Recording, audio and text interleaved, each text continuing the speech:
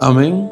Es una bendición saludarles en esta nueva oportunidad que el Señor nos da de traer su palabra y compartirla juntamente con todos ustedes en esta hora. Y ahora vamos a hablar de, de las fuentes de bendición que el hombre tiene en la vida. Y vamos a conocer que todas las fuentes de bendición están en Dios. Ahí las encontramos. Y nosotros los que cantamos y alabamos al Señor y le servimos, reconocemos eso, de que todas las fuentes de bendición en la vida espiritual vienen de nuestro Dios, del Señor. Dice el salmista David en el Salmo 87, versículo 7, dice la Escritura: y cantores y tañedores en ella dirán, todas mis fuentes están en ti. Y nosotros decimos amén, en que todas estas fuentes están en el Señor. ¿Qué fuentes encontramos? ¿Qué encontramos en Él? Bueno, en el Señor encontramos principalmente la fuente de la vida espiritual. Efesios capítulo 2, versículo 1 dice: y Él os dio vida a vosotros, cuando estabais muertos en vuestros delitos y pecados. Y Él os dio vida a vosotros. Está hablando de la vida espiritual, no de la vida natural. La vida natural, Dios nos la dio a todos, dando un soplo de vida en aquel muñeco de barro que Él formó, y ese cuerpo tomó vida. Pero después de que sucedió lo que sucedió en el jardín del Edén, que Dios le puso un límite y le dijo: de todo árbol del huerto podrás comer, menos del árbol de la ciencia del bien y del mal. De ese no comerás, porque el día que lo hagas ciertamente morirás. Y el hombre traspasó la orden que Dios le dio y no obedeció y cayó en pecado. Y al caer en pecado, cayó en muerte espiritual. Ahora, Dios en su misericordia envía al Señor Jesucristo para que esta muerte espiritual en el hombre sea revertida y ahora pueda recibir vida espiritual en Cristo Jesús por medio del Espíritu Santo. Toda aquella persona que no ha recibido al Señor y no tiene a Cristo en su corazón, vive en esa vida de muerte, en esa muerte, en lo que dice aquí el apóstol Pablo a los Efesios: cuando estaban muertos en vuestros delitos y pecados. Está muerto porque vive haciendo el pecado y amando el pecado. Curioso cómo somos nosotros los seres humanos. Podemos hacer una comparación con el ratón. Al ratón le ponen el queso en la trampa para que no se lo coma. Pero viene el ratón, no hace caso, va y le da una mordida al queso y cae en la trampa y se muere. Y lo curioso es esto, que aún estando muerto, se queda con los ojos puestos en el queso. Así es el hombre. El hombre está muerto y está con la vista puesta en lo que le trajo la muerte, el pecado. Yo le invito, amigo, que salga de esa posición. Reciba al Señor Jesucristo como su Salvador, porque Él está más que deseoso de poderle darle vida a usted y que usted viva para la gloria de su nombre. Y esa vida no la va a poder encontrar en ningún otro lugar. No hay otro nombre bajo el cielo dado a los hombres en quien podamos ser salvos. El Señor Jesucristo dijo: yo soy el camino, la verdad y la vida, y nadie viene al Padre si no es por mí. Acérquese al Señor y permita que Él cambie su vida, esa vida de muerte que usted tiene, por la vida que Dios nos da. Gloria al Señor. En segundo lugar, Él es la fuente del poder espiritual. Para aquellos que hemos recibido al Señor Jesucristo como su Salvador personal, no podemos vivir una vida llena de tristeza, llena de aflicciones, llena de angustias, con una cara de amargura permanente. No, tiene que cambiar esa situación. ¿Por qué razón? Porque nosotros estamos mandados a recibir la llenura del Espíritu Santo. Dice la Biblia: pero recibiréis poder. Es la fuente del poder espiritual. Pero recibiréis poder cuando haya venido sobre vosotros el Espíritu Santo. Cuando haya venido sobre vosotros el Espíritu Santo, entonces recibiremos ese poder. Gloria al Señor. Cuando haya venido sobre vosotros, cuando dice sobre vosotros, es que el hombre, la persona que recibe el Espíritu Santo, es ungido con el poder de Dios. Pero fíjese lo que el versículo nos manda y nos dice: recibiréis poder y me seréis testigo. Es decir, hay un propósito especial de parte del Señor cuando Él envía esa presencia gloriosa, esa presencia poderosa del Espíritu Santo sobre el cristiano. Hay un propósito y prontamente el Señor lo declara en el mismo versículo y dice: y me seréis testigos. Quiere decir que Dios, al darnos el Espíritu Santo, también tiene la expectativa de que nosotros vamos a evangelizar, vamos a hablar de su palabra, vamos a buscar los mejores dones, el don de profecía, gloria al Señor, para sanar a los enfermos y honrar al Señor Jesucristo haciendo su obra en esta tierra. Somos ungidos como Él fue ungido. Ahí en el capítulo 4 de Lucas, versículo 18, Él dijo también: el Espíritu del Señor está sobre mí y me ha ungido. Y Él declara para qué lo ha ungido. También Él declara en este versículo, el Espíritu Santo declara en este versículo, para qué viene el poder de Dios sobre nosotros. Es decir, viene la unción del Espíritu Santo sobre cada creyente. Viene para que hable de la palabra del Señor. Viene para que sea testigo del poder de Dios y vaya y anuncie las verdades eternas. Es cierto que nos impulsa para venir a la iglesia. Es cierto que nos impulsa para poder traer nuestras Biblias, congregarnos en la iglesia. Pero no se limita a eso.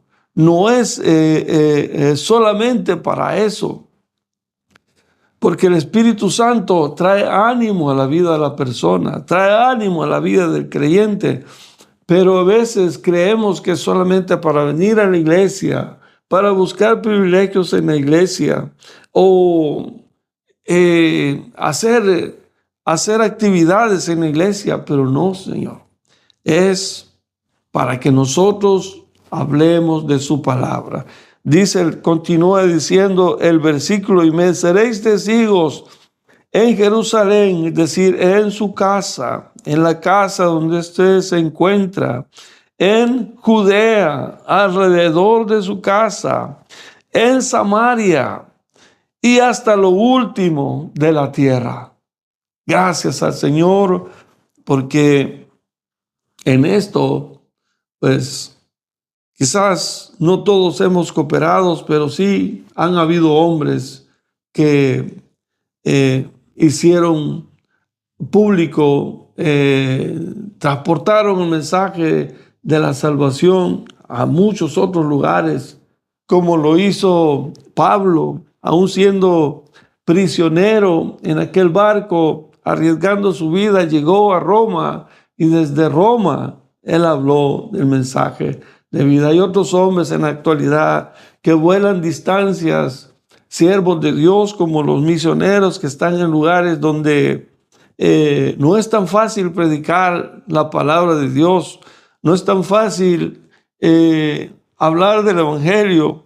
Hay oposición difícil de parte de las fuerzas del enemigo, como hombres que se internan en las selvas del Amazonas y van y les predican a esas tribus donde se practica brujería y todo tipo de cosas, que si no están bien parados estos hombres, o regresan locos de allá, o regresan de diferente manera, a veces hasta enemigos del evangelio por descuidarse espiritualmente. Es decir, tienen que mantener ese balance espiritual en el Señor para poder llevar su palabra.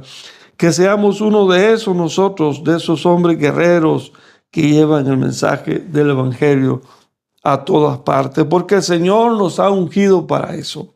El Señor nos ha ungido para hablar del mensaje de vida.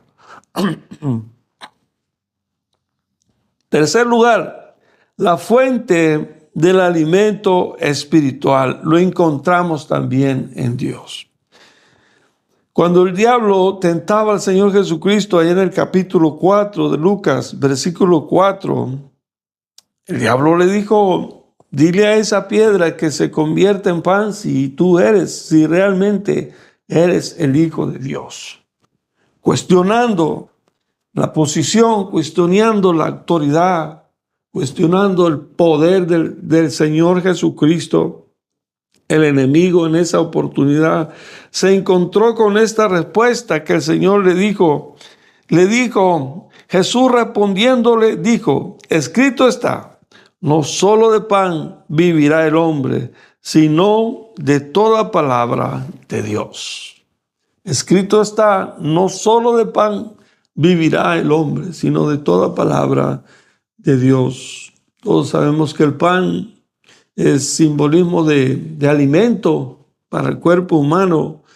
Y el alimento en el cuerpo humano hace que pues nosotros crezcamos, que tengamos fuerzas.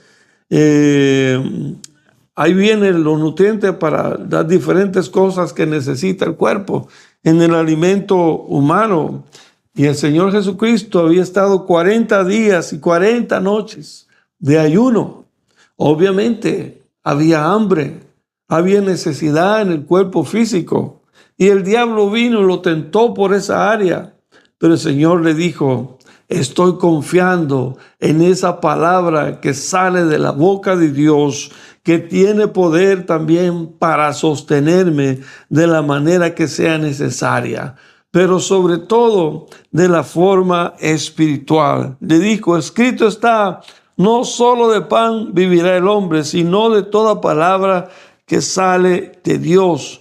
Y la palabra que ha salido de Dios es la Escritura. Lo encontramos en la Biblia, porque esta es la palabra de Dios. Este es el pan que necesita, el alimento que necesita el alma para estar con esas fuerzas, para estar con ese gozo, para estar en esa comunión con el Señor. Necesitamos la palabra de Dios, la palabra del Señor. Nada más que esto es necesario para mantener esa vida saludable, porque la palabra del Señor es la guía que nosotros tenemos.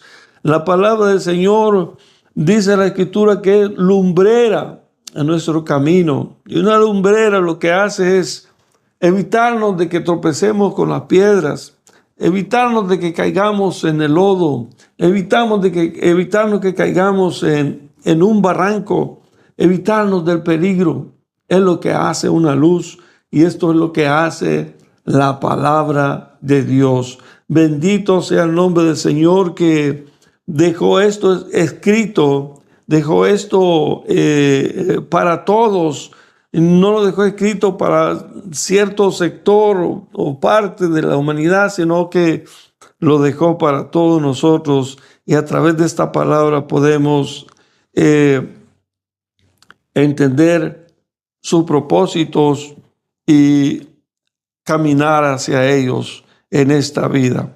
En cuarto lugar, en él encontramos la fuente del gozo espiritual. Bendito sea el nombre del Señor. En él encontramos la fuente del gozo espiritual. Él es la fuente del gozo de mi salvación. Significa que Dios es la causa principal de la alegría que experimentamos en la vida. Él es la causa espiritual, la causa principal de la alegría que experimentamos en la vida. En Isaías capítulo 12, versículos 2 y 4 dice: puedo estar confiado y sin temor alguno, porque el Señor es mi fuerza y mi canción. Él es mi salvación, y con gran gozo sacarán ustedes aguas de la fuente de salvación. Dios es nuestra salvación.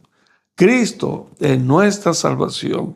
Y esa es causa de alegría, esa es causa de gozo, que el Señor nos haya salvado, que el Señor haya tenido misericordia de nosotros. A veces pensamos nosotros, ¿y de qué nos salva? ¿Y de qué nos va a salvar? Mira, amigos, si uno sin Cristo está preso en la cárcel de condenación.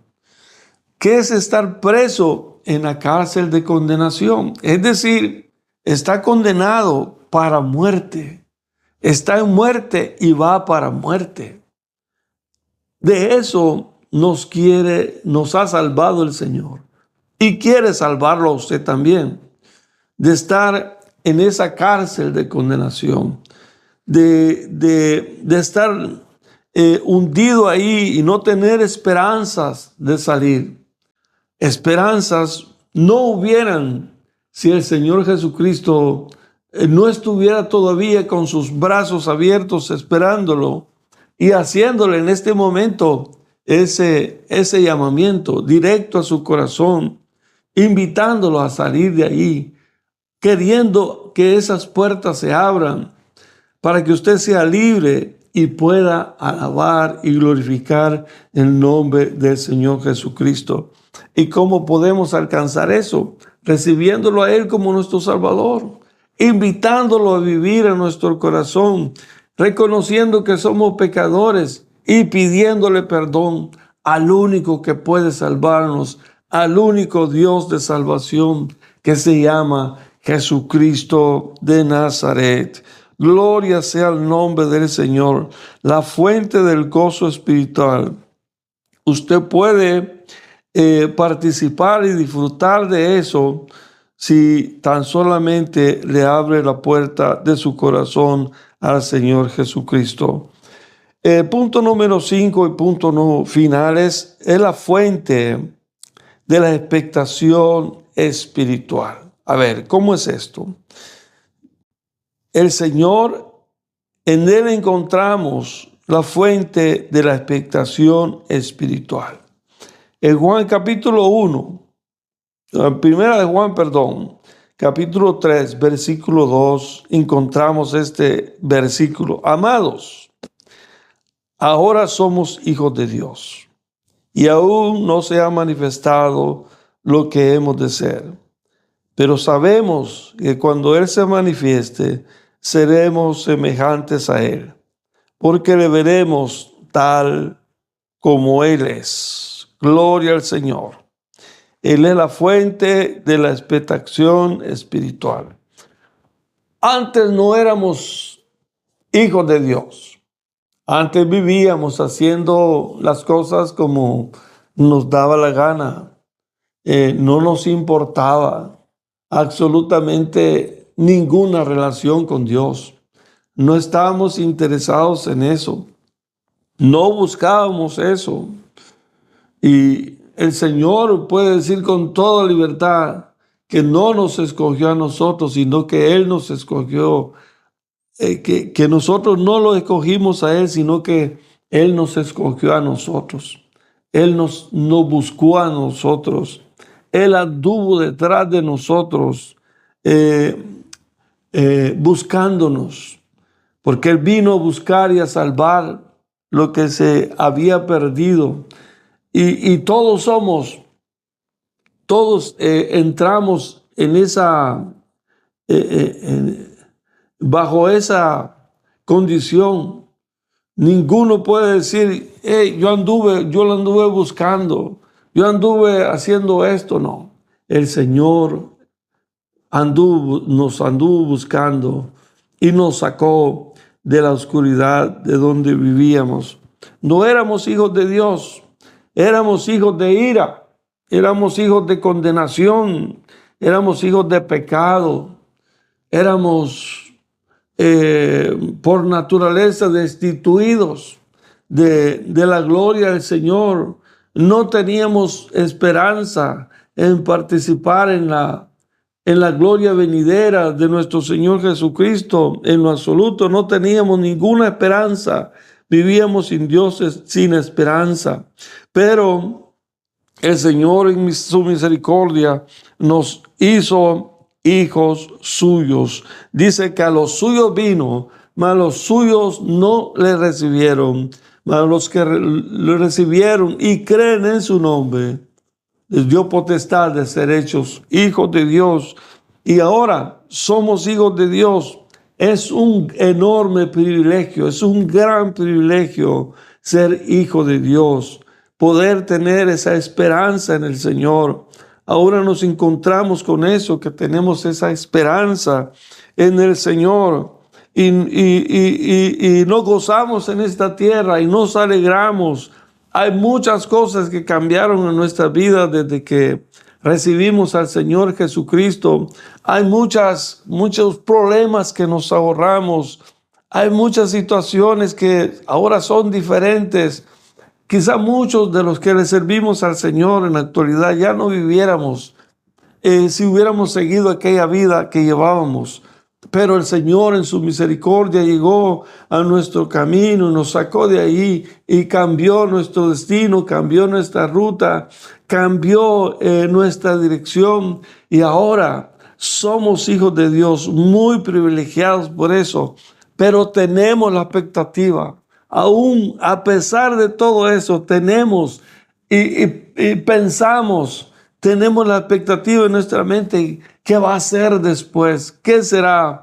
Dice la Escritura, y aún no se ha manifestado lo que hemos de ser. Aún no se ha manifestado todo lo que Dios tiene para sus hijos, para aquellos que luchen y sean fieles hasta el final. Aún no se ha manifestado, pero una cosa sí sabemos, que cuando Él se manifieste, seremos semejantes a Él, porque le veremos tal como Él es. Tendremos esa gran bendición de poder ver al Señor en su gloria, en su majestad. Podemos ver al Señor sentado en su trono, coronado de victoria, y de ahí poder alabar su nombre para siempre, glorificar su nombre para siempre. Yo le invito a usted que no conoce al Señor a que pueda participar también de esta expectativa. ¿Y cómo hacerlo? Bueno, entréguele su corazón al Señor Jesucristo, recíbalo como su Salvador personal y podrá experimentar esa vida de gozo, podrá experimentar esa vida espiritual, puede experimentar también ese poder que Dios le da, ese poder espiritual, y que Él promete acrecentarlo cada día más si nosotros le somos fieles al Señor. Lo invito en esta hora a que tú abras su corazón y reciba al Señor Jesucristo como su Salvador personal, diciéndole estas palabras: Señor Jesús, aquí está mi alma, aquí está mi corazón.